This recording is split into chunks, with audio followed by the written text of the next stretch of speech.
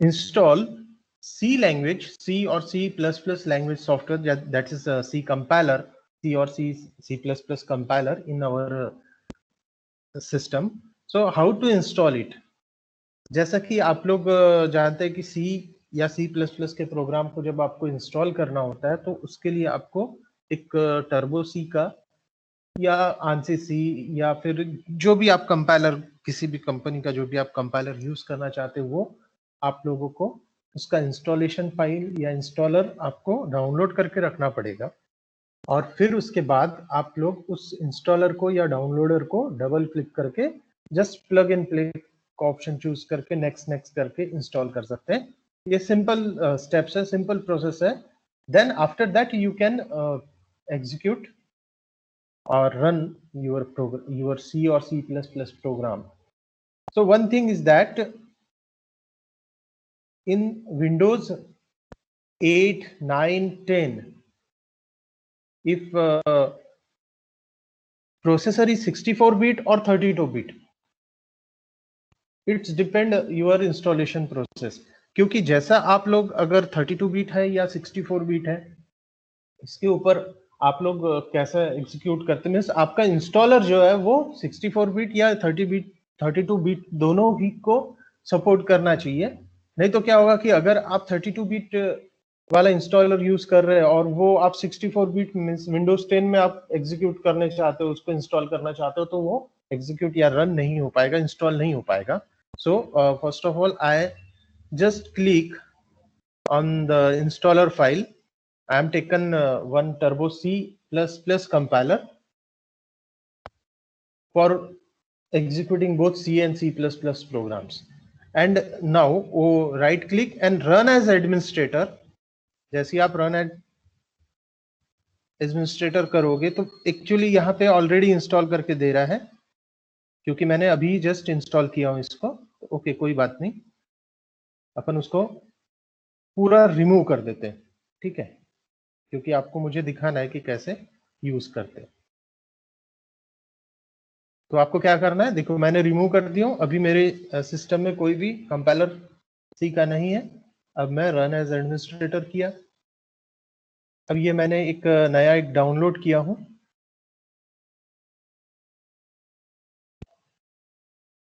Accept करना है आपको, नेक्स्ट करना है। डेस्टिनेशन फोल्डर जो भी स्पेस है अवेलेबल और कितनी स्पेस रिक्वायर्ड है, तो इसको 10 MB लग रही है। C drive by default C drive में होता है, आप चाहो तो चेंज भी कर सकते हो। इंस्टॉल, ये नंबर ऑफ फाइल इंस्टॉल्स हो रही है उसकी जितनी भी, देखो ये पूरी हेडर फाइल्स वगैरह सारी इंस्टॉल हुई वहां पे। सिंपली आपको क्या करना है, यहाँ पे देखो ये रन, मैंने रन किया,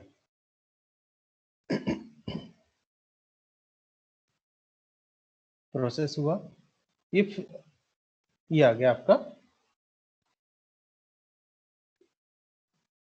सी का विंडो।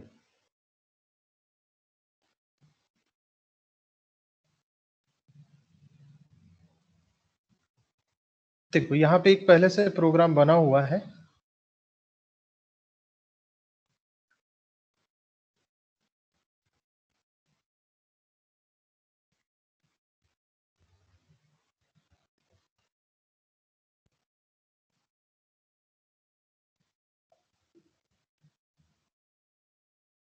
यहाँ पे देखो std, मैं क्या कर रहा हूँ, just this is the compiler.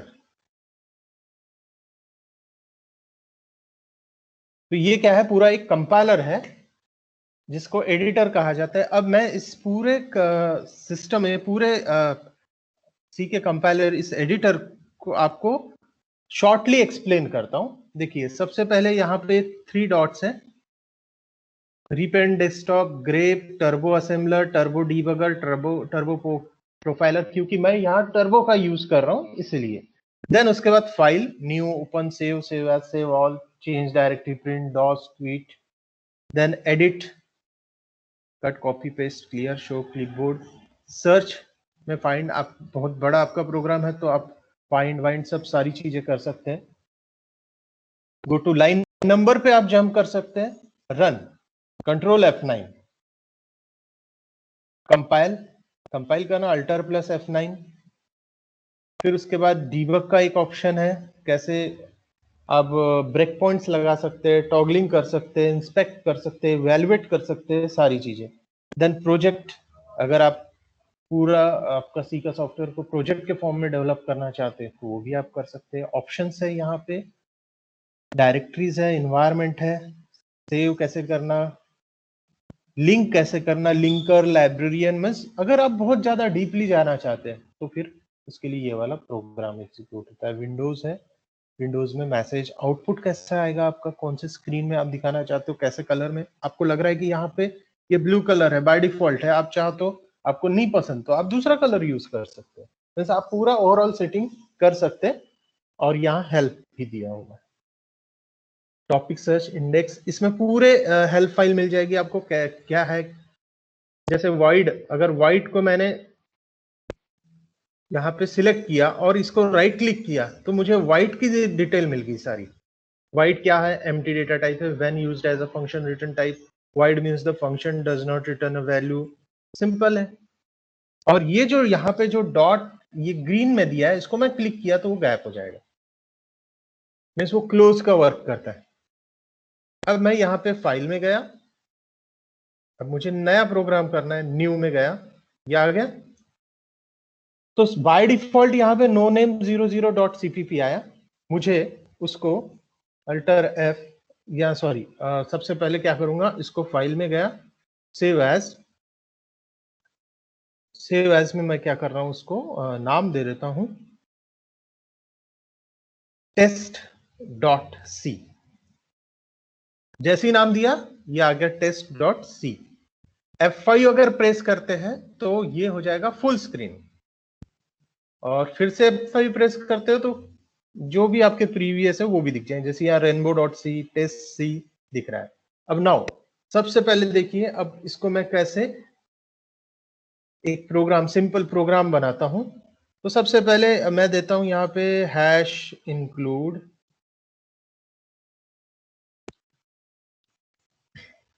stdio.h, फिर कौन सा लगाते हैं अपन by default, hash include conio.h। इतना होने के बाद मैं void main लिखता हूं, फिर ओपनिंग ब्रेस, फिर टैब का साइन दिया है जिसे प्रॉपर इंडेंटेशन कहा जाता है। फिर मैं यहाँ पे ले लेता हूँ CLRSCR, क्लियर स्क्रीन। देन यहाँ पे देता हूँ मैं प्रिंट एफ में just hi, this is first C program, closing bracket, semicolon, terminate हो गया है सिंबल।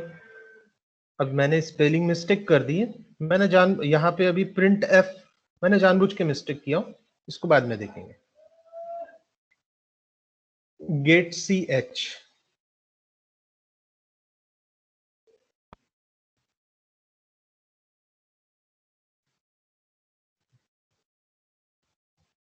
ठीक है, ये आपका पूरा प्रोग्राम हो गया। अब ये प्रोग्राम जो है ये सेव पूरा हुआ नहीं है, इसीलिए यहां पे देखिए ये स्टार दिख रहा है नीचे में, लोअर लेफ्ट कॉर्नर में स्टार दिख रहा है। तो आप इसको फाइल में जाएंगे, सेव कर देंगे तो हट गया, स्टार हट गया यहाँ पे। This is the concept of saving a C file. अब इसे मैं सबसे पहली स्टेप जो होगी आपकी वो होगी इसको कंपाइल करने की, और कंपाइलेशन के बाद फिर वो नेक्स्ट इसमें जाएगा। तो जब कभी भी आप किसी सी लैंग्वेज को, जैसे ये टेस्ट डॉट सी, ये जो फाइल है टेस्ट डॉट सी, अब मैं देखता हूं कि ये कहाँ पे अपन ने इंस्टॉल किए थे, वहां पे चले जाते हैं। ये हो गया सी ड्राइव में मैंने किया था टर्बो सी प्लस प्लस,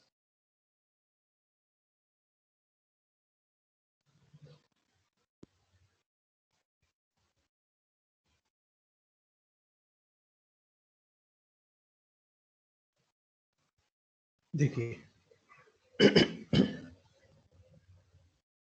यहाँ पे मैंने एक टेस्ट डॉट सी, ये वाली फाइल है एक टेस्ट, जो अभी मैंने सोर्स, देखो इसको क्या, सी सोर्स फाइल, एक बैकअप रखा है उसने। ये विंडोज ऑपरेटिंग सिस्टम करता है ये अपने सेफ्टी के लिए, कि अगर कुछ क्रैश हो गया कुछ हो गया तो ये बैकअप से वो रिकवर कर लेता है। सो टेस्ट डॉट बैक ये किसने बनाया, ये वाली फाइल बैकअप फाइल बनाया किसने, विंडोज ऑपरेटिंग सिस्टम ने। टेस्ट वाली फाइल जो सोर्स फाइल है ये अपन ने बनाया। अब इसको मैं करता हूं कंपाइल।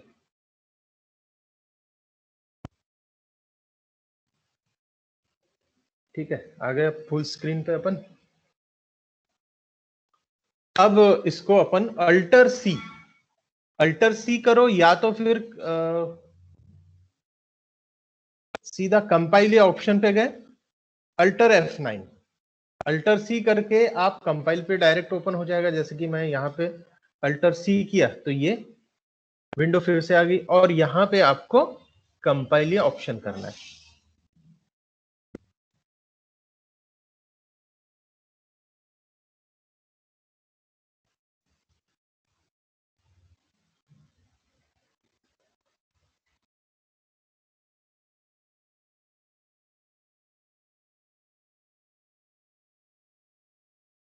अल्टर सी, कंपाइल, कंपाइल हुआ।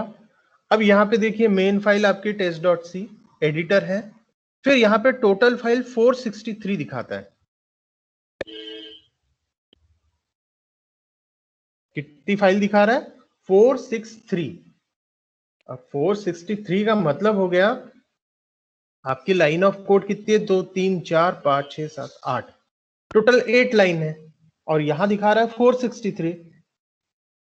तो इसका मतलब है कि इस पूरे प्रोग्राम में 463 मतलब यहाँ पे जो हेडर फाइल्स यूज किया हो मैंने, stdio.h, conio.h, ये दोनों जो फाइल्स हैं इनके भी कोड यहाँ पे इंक्लूड हो गए, इसलिए ये 463 दिखा रहा है। अब इसको अपन करते हैं run. Hi, this is the first C program. देखिए आ गया आउटपुट। तो ये है सी लैंग्वेज का concept.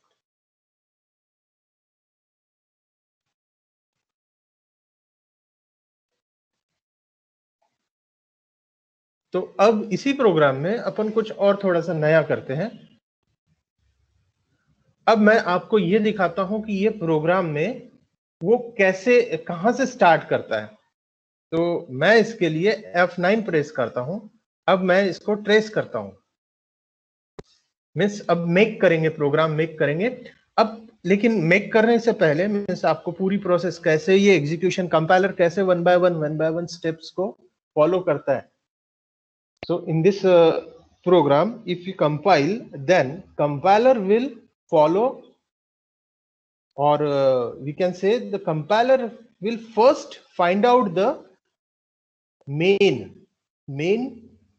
function. So main function. So first of all, it search it main function, and then from that main it will start the compilation. Means जब भी compile आप कंपाइल करते हैं तो सबसे पहले वो मेन को फाइंड आउट करता है। मेन कहां पे, मेन मेथड, जहां पे मेन मेथड उसको मिल जाएगी, उस मेन मेथड से फिर वो क्या करता है, उसका एग्जीक्यूशन स्टार्ट करता है। मीन्स उसको वहां से वो कंपाइलेशन का प्रोसेस, मीन्स उसको सिंटैक्टिकल एनालिसिस करता है। अब देखते हैं वो कैसे करता है। देखिए यहां पे मैंने सोर्स किया, ये हो गया टेस्ट लाइन कंपाइल्ड। देन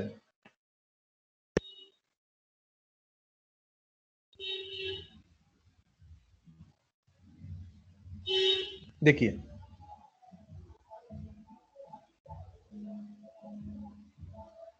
सबसे पहले अभी मैं कर्सर यहां रखा हूं। अब देखिए अभी सभी लोग ध्यान से देखो। मैं यहां पे आपको ये बता रहा हूं कि कैसे सी का कंपाइलर मेन मेथड को सबसे पहले स्टार्टिंग पॉइंट करके ट्रीट करता है। यानी एग्जीक्यूशन आपका मेन से ही स्टार्ट होता है। ये प्रैक्टिकली आपको शो करवा रहा हूं मैं। देखो सबसे पहले लाइन पे उसने ट्रेस कर दिया, सर्च किया और सीधा वॉइड मेन पे पहुंच गया। एक जो लंबी लाइन दिख रही है आपको शेडेड, वॉइड मेन पे आ गया। अब वॉइड मेन से कहां जाएगा वो, देखो क्लियर स्क्रीन पे चले गया। नेक्स्ट क्या, फिर प्रिंट एफ पे गया। प्रिंट एफ पे जाने के बाद गेट ch और ये प्रिंट हो गया। तो अब ये जो प्रिंट एफ पे गया, इसका मतलब है कि वो प्रिंट एफ की वो जो फाइल है CLR यानी conio.h stdio.h, इन फाइल पे गया वो। और उसके बाद फिर उसने मिस यहां से उसने क्या किया, स्टार्ट किया वॉइड मेन से। वॉइड मेन के बाद सीधा नेक्स्ट लाइन, फिर नेक्स्ट लाइन, फिर देखिए उसी बीच क्या हुआ कि एक जस्ट क्लिक हुई, मैं फिर से ऊपर गया, नेक्स्ट लाइन गेट ch,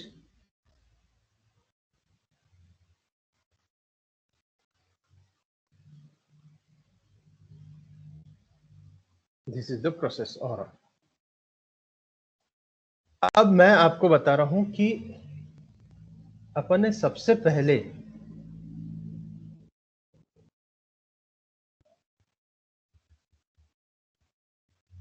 क्या किए थे। सबसे पहले अपन ने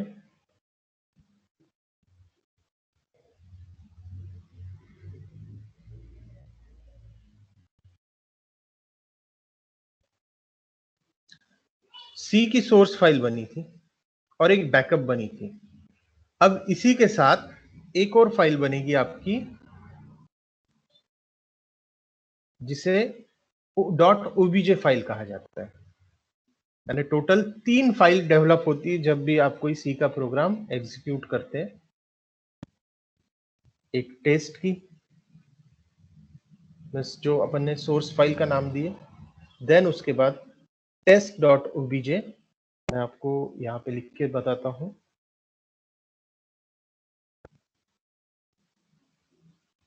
कौन कौन सी फाइल डेवलप होती है जब कोई अपन सी का प्रोग्राम डेवलप करते हैं। अभी सबसे पहले कौन सी हुई थी, test.c। अगर ये सक्सेसफुल हो गया कंपाइलेशन, स्क्रीन शो नहीं हो रही तो मैं इसको बड़ा कर देता हूं।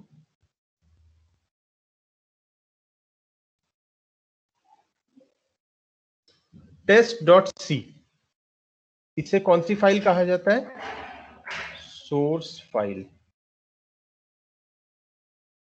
फिर उसके बाद आफ्टर कंपाइलेशन,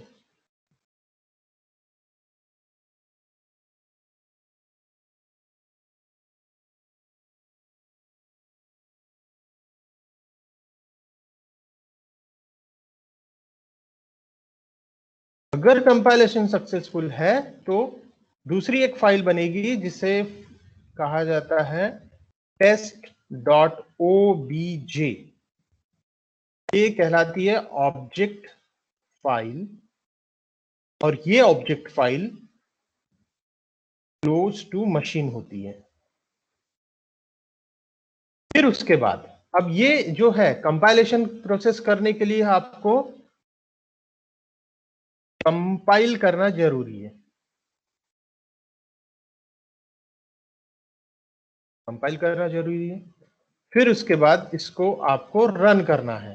कौन सी, test.obj में जब आप ये एग्जीक्यूट कर लोगे,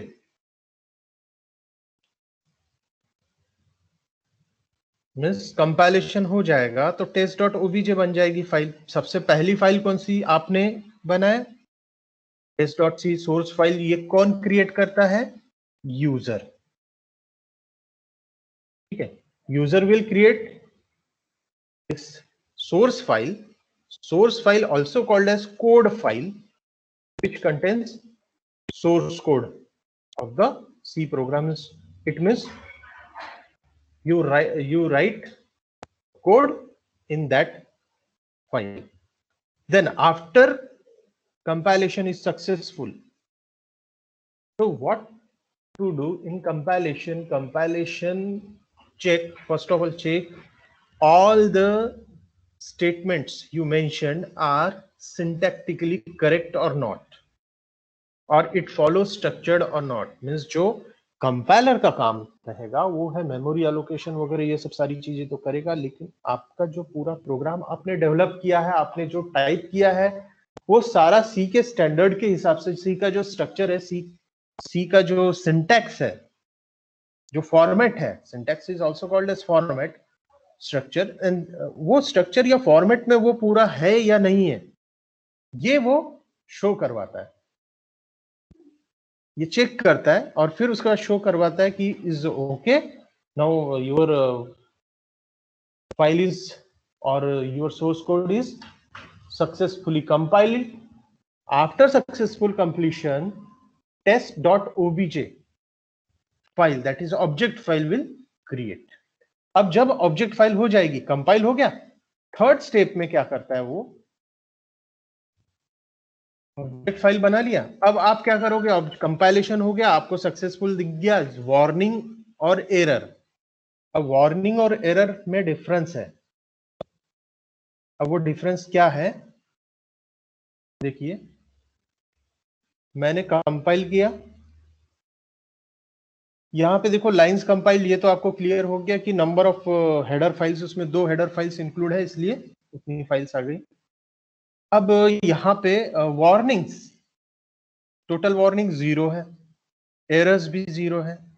अगर वार्निंग आ गई, अगर वार्निंग 1 रहती, 2 रहती, तो इसका मतलब ऐसा नहीं है कि वार्निंग आने से आपका प्रोग्राम एग्जीक्यूट नहीं होगा. वार्निंग जस्ट वो बता रहा है कि जैसे कि मैंने अगर कोई यहाँ पे वेरिएबल यूज किया, चलो एक वेरिएबल यूज करते हैं,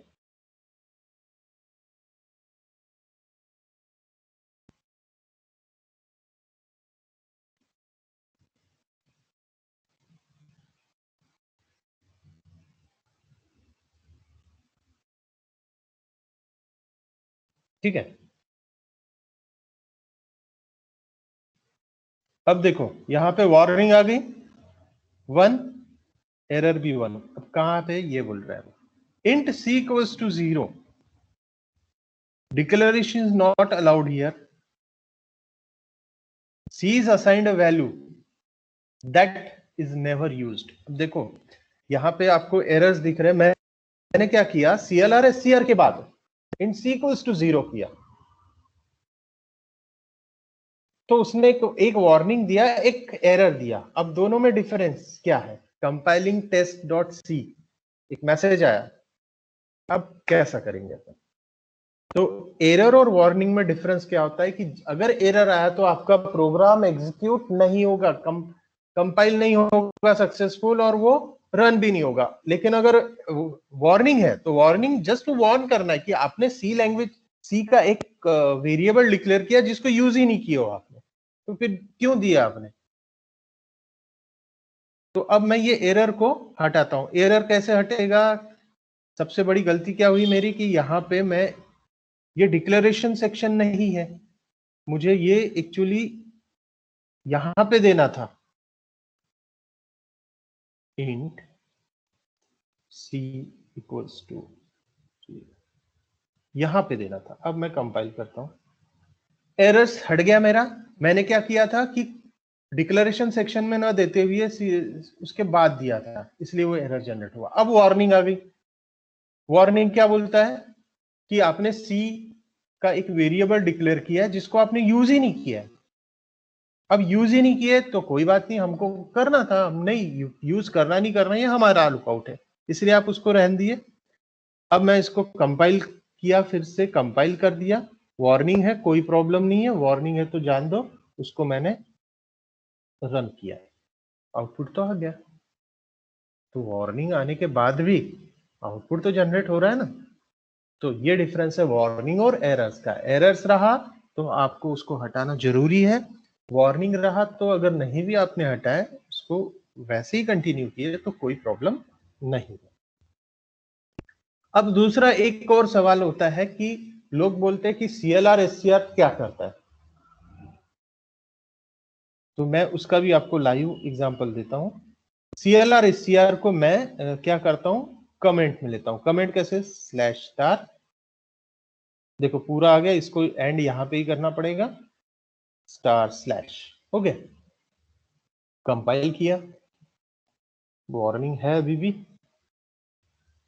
कोई बात नहीं। Control F9, control F9। अब आउटपुट कैसा आ रहा है आपका?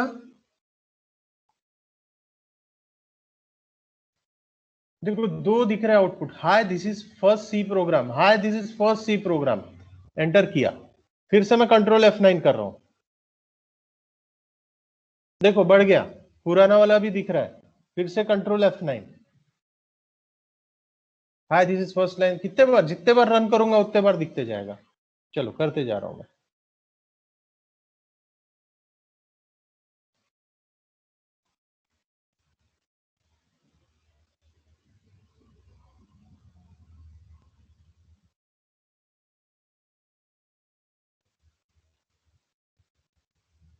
इट मीन्स अगर आप CLR SCR, that is clear screen को अगर आप नहीं देते तो क्या होगा कि जो प्रीवियस कंटेंट है, प्रीवियस जो भी हिस्ट्री होगी वो भी शो होती है।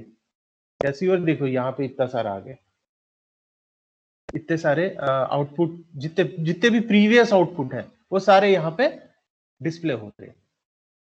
This is the concept of CLR SCR। तो CLR SCR अगर आप एक्टिव कर देते मीन CLR SCR ये फंक्शन आप लाइब्रेरी फंक्शन यूज करते हैं आपके सी के प्रोग्राम में, then it clear previous screen buffered memory. Means clear कर देगा जितनी भी स्क्रीन, ये जो आपको स्क्रीन दिख रही है, स्क्रीन जो है ये एक तरह से मेमोरी है, एक मेमोरी एरिया है जहां पे जिसे स्क्रीन बफर कहा जाता है।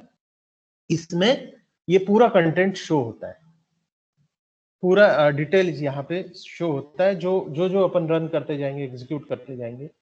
अब मुझे ये प्रीवियस पूरा नीट एंड क्लीन चाहिए, तो मैं क्या करूंगा, अब यहाँ CLR SCR जो है इसका जो है, इसको कमेंट्स को मैं हटा दिया, हटाने के बाद अब रन किया, देखो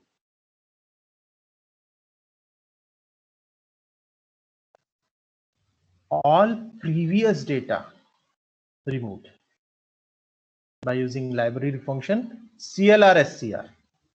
Okay, now some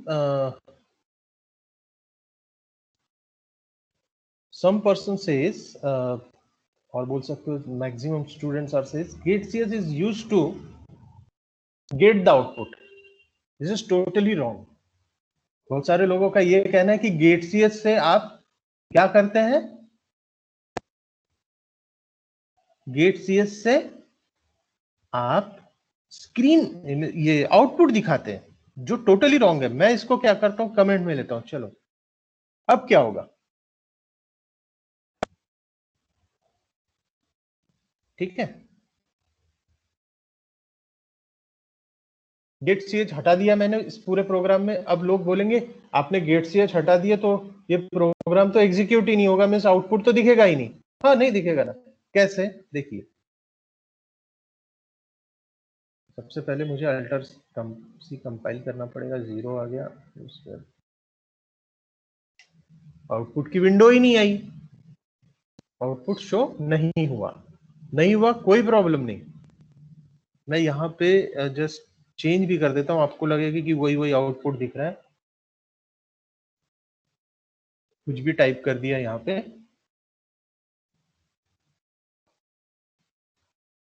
आउटपुट की विंडो। अब कंट्रोल F9, सॉरी मैंने ब्रेक पॉइंट लगा दिया।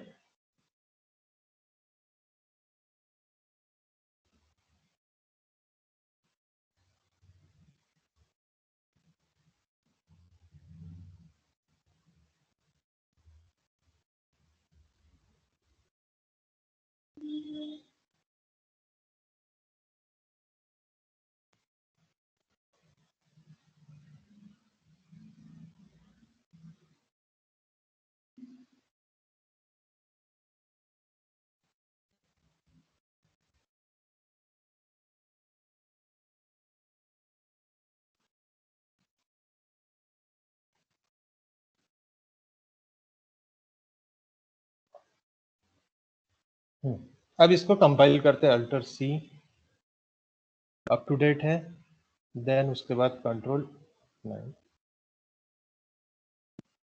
अभी देखिए इस पूरे प्रोग्राम में कहीं भी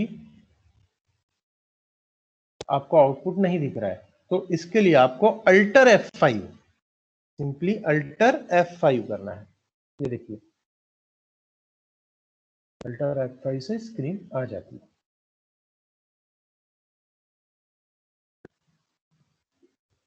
अब यहाँ पे ब्रेक पॉइंट लगने की वजह से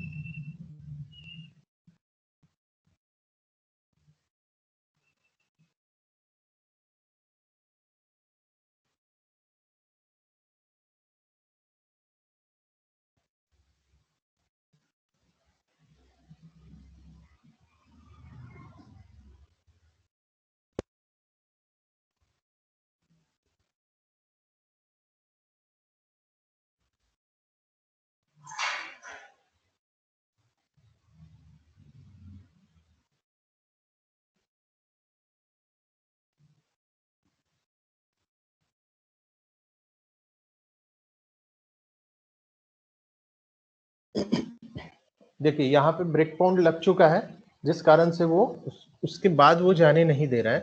तो अपने को ये ब्रेक पॉइंट को रिमूव करना होगा। तो कभी कभी कैसा होता है कि जब भी आप एडिटर का यूज करोगे तो एक्चुअली यहाँ पे सिस्टम में जब आप सी कंपाइलर यूज कर रहे हैं तो आपका सिस्टम थोड़ा सा स्लो होगा, बिकॉज इट कंज्यूम और it occupied all the memory resources. ये रिसोर्सेस को पूरा ले लेता है, इसीलिए ये प्रॉब्लम जनरेट हो रही है। अभी मैंने क्या किया, इसको क्लोज किया, क्लोज हो गया। अब मैं फिर से इसको ओपन करूंगा, लेकिन एक ये अपना रह गया था कि test.c, test.obj, और लास्ट में एक बनेगी फाइल जब सक्सेसफुल रन हो जाएगा, test.exe, and this is the executable file. ये एग्जीक्यूटेबल फाइल रहेगी test.exe, and this file can be portable, और ये फाइल पोर्टेबल होगी। जस्ट आपको डबल क्लिक करो, आपका प्रोग्राम एग्जीक्यूट हो जाएगा, आपको कंपाइल या उसको रन करने की जरूरत नहीं पड़ेगी। So these are the 3 files created during the C execution. इसके अलावा एक और फाइल बनती है test.back। ये तो सिक्योरिटी फीचर्स है, ये बोल सकते हैं कि test.back, ये जो फाइल है ये विंडोज ऑपरेटिंग सिस्टम क्रिएट करता है।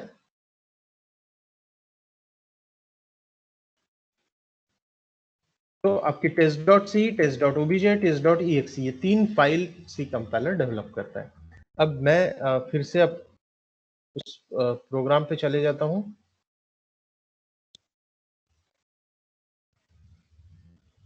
थोड़ा सा प्रोसेस स्लो होगा क्योंकि it requires more memory allocations. So now अब मैं दूसरा एक नया प्रोग्राम बनाता हूं और उस प्रोग्राम को अपन एग्जीक्यूट करेंगे। एक सिंपल फॉर का यूज करके सबसे पहले मैं इसको सेव कर देता हूं,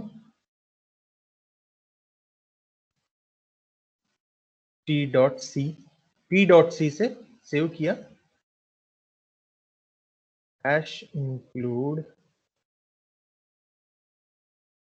.h #include stdio.h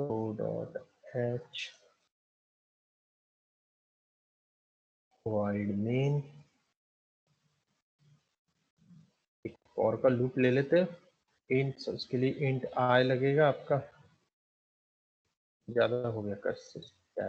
next line int आई,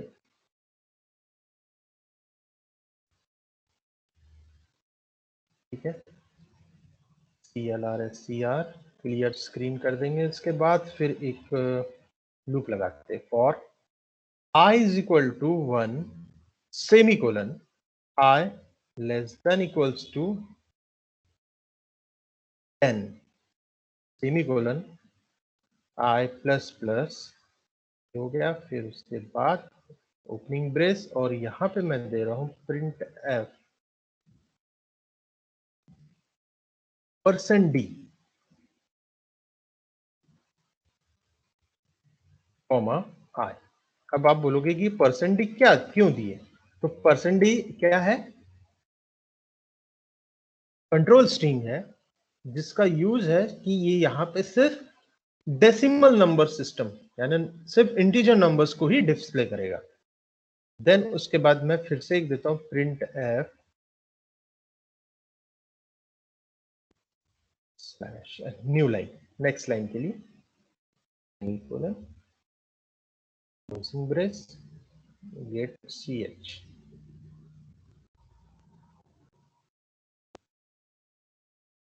क्लोजिंग ब्रेस। अब मैं कंपाइल कर दिया, हो गया कंपाइल। अब मैं इसको रन करता हूं, 1 से लेकर 10 तक ये नंबर प्रिंट हो गए।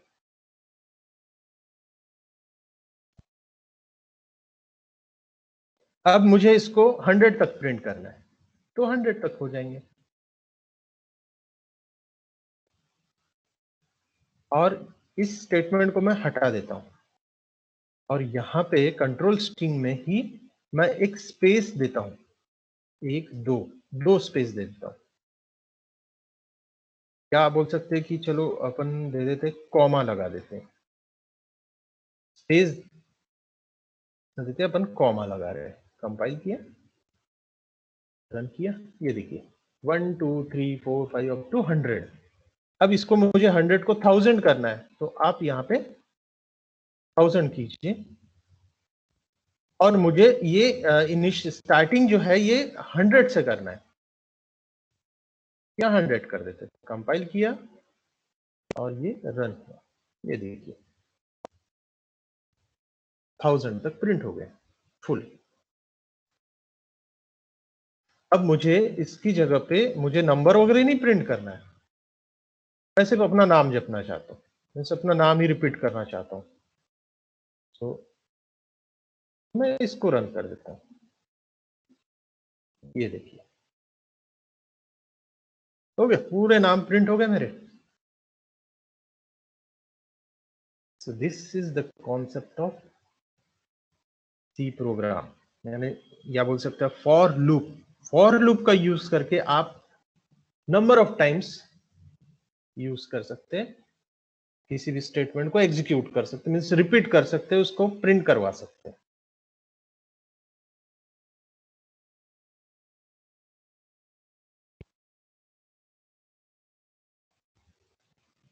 देखिए ये वो फाइल और फिर से यहां बन चुकी होगी, देखिए टी डॉट।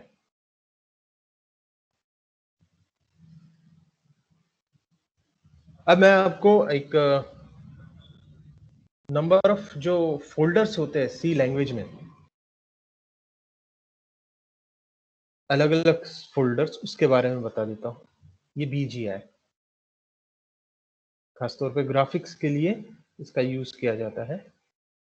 बिन फाइल, जो बिन फाइल है जहां पे सारी EXE और ऑब्जेक्ट फाइल अवेलेबल रहती है।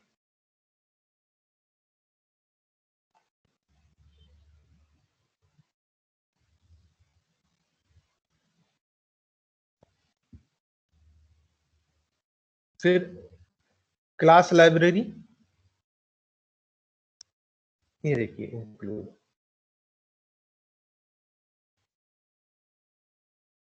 ये सारी क्लास लाइब्रेरीज है, ऑब्जेक्ट्स, सारे ऑब्जेक्ट्स, और ये सोर्स।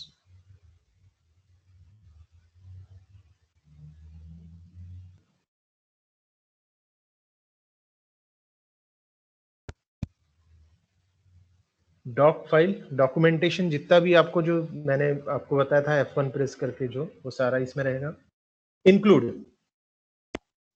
इंक्लूड का मतलब हो गया कि यहाँ पे सारी हेडर फाइल्स रहेगी, जैसे कि stdio.h। चलो वो देखते हैं अपन। stdio.h, ये देखिए ये वाली stdio.h, इसको मैं ओपन करता हूं। इसको ओपन अपन करते हैं इसमें हेडर फाइल को ओपन करते हैं। तो सबसे पहले मुझे फाइल में जाना पड़ेगा, ओपन करना पड़ेगा, और मुझे इंक्लूड में जाना पड़ेगा। देखिए ये आ गया इंक्लूड।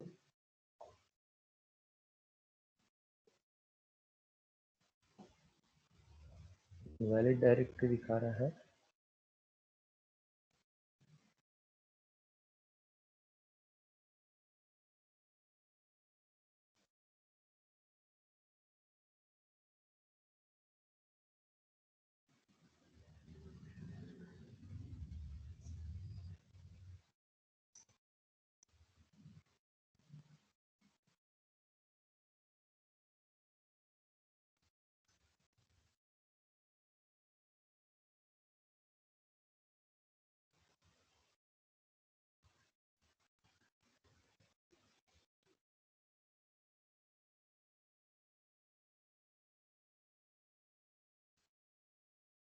देखिए ये हेडर फाइल है आपकी stdio.h, और इसका पाथ है सी ड्राइव में टर्बो सी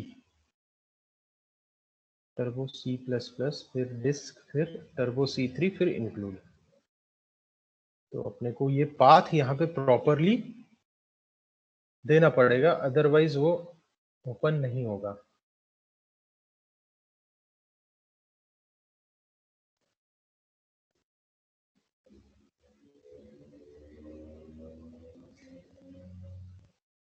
देखिए ये आ गया टर्बो C3, ये आ गया BGI। फिर उसके बाद अपन बात कर रहे थे इंक्लूड में यहाँ पे .cpp है, तो अपने को यहाँ पे इसको हटा देना है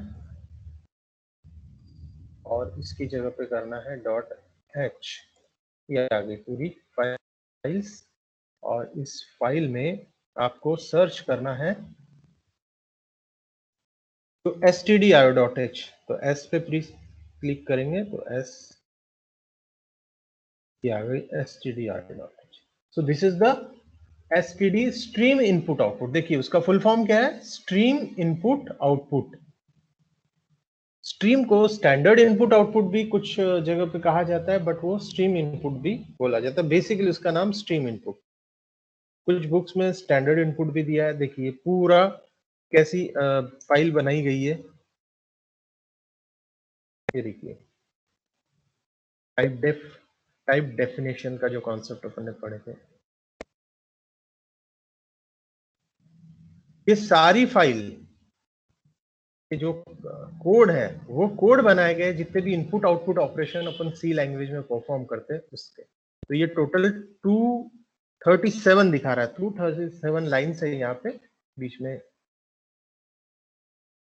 देखिए कैसे OF1 वगैरह सब सारा देखिए, पुट सी, गेट कैरेक्टर, पुट सी, गेट सी, पूरा प्रिंटिंग का पूरा जैसे कैसा प्रिंट करना पूरा सिस्टम, इनपुट और आउटपुट से रिलेटेड सारे फंक्शंस की डिटेल यहाँ पे दी गई है।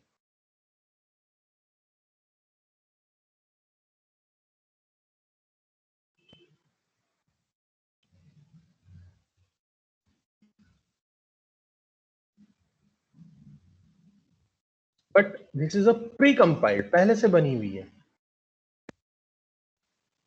पहले से ये फाइल बनी हुई है।